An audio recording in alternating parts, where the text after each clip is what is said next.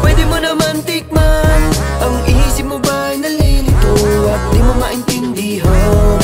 Ano ba talagang pakay mo? Baka makatulong dyan.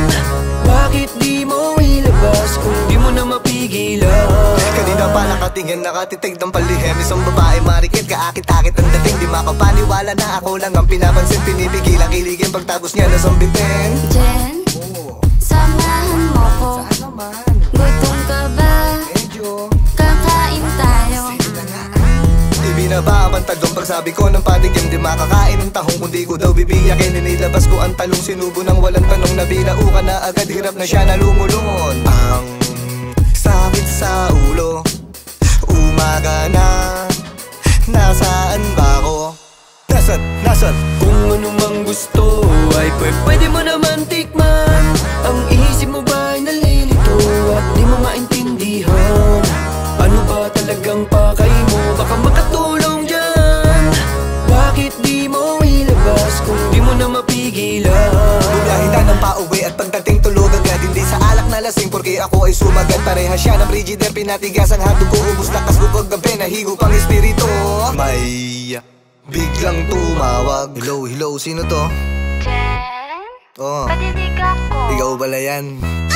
Platita ka pala, di mo nasabi kagabi. Ako bahala maghukay, sa madamo mo na patay. Basa na ba lahat ng butas, pagtapos ko wisikan. Tigilan mo magmadali, di mo kailangan bilisan. At nakakapagod sa kakahagod. Nilabasa ng ano. Pawis! Kung ano mang gusto ay pwede mo naman tikman. Ang isip mo ba'y nalilito at di mo maintindihan? Ano ba talagang pakay mo? Baka makatulong dyan.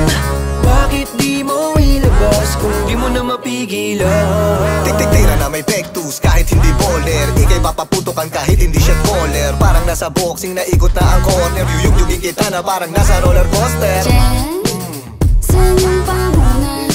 Ito. Pakibilisan, Teka. kasi talsikan. Papalubaluin ka sa puwet para hindi ka makulit. Lagi kang bibigyan ng punit para di ka magsungit. Mahusay to lumamas at alam yan ang bigas. Ang lulusog ng prutas, pwede papitas. Galit lagi sa chick, ang manok na malaki. Papalagto sa umaga, panabong sa gabi. Mahilig din sa dog style, pet lover ka kasi. Bibigyan na lang kita pag nagkatuta na kami. Kung ano mang gusto ay pwede mo naman tikman.